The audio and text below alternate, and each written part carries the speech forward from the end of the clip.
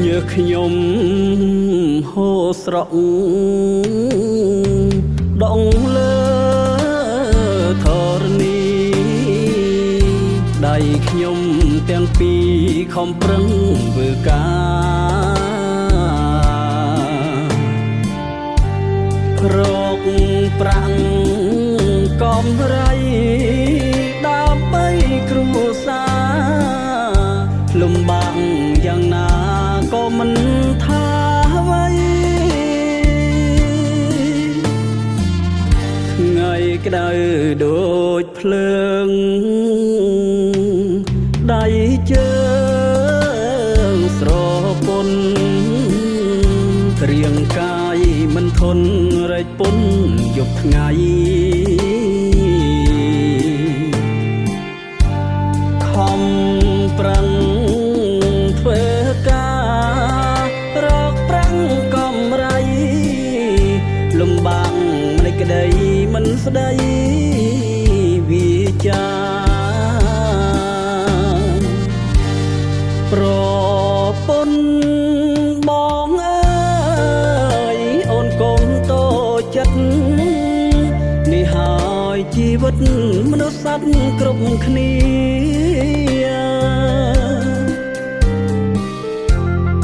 មានក្រតោកយ៉ាងលំបាំងវេទនា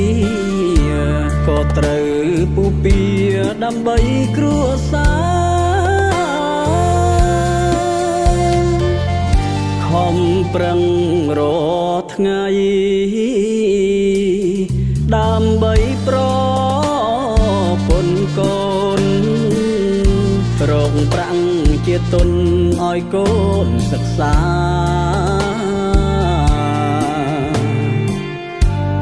កូនអើយប្រឹងរៀនក្រេបយកវិជ្ជាលំបាកយ៉ាងណាពុកអាចស៊ូបាន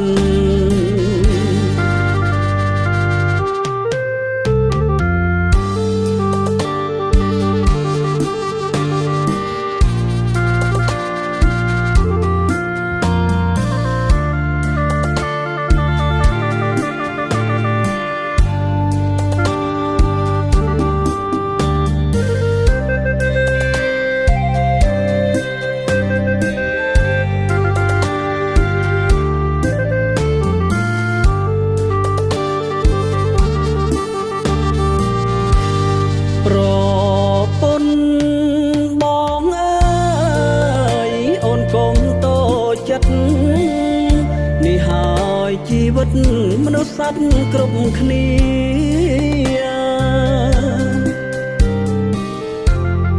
មានក្រតោកយ៉ាងលំបាំងវេទនាក៏ត្រូវពុពាដើម្បីគ្រួសារខំប្រឹងរាល់ថ្ងៃដើម្បីប្រពន្ធកូនរកប្រាំងជាទុនឲ្យកូនសិក្សា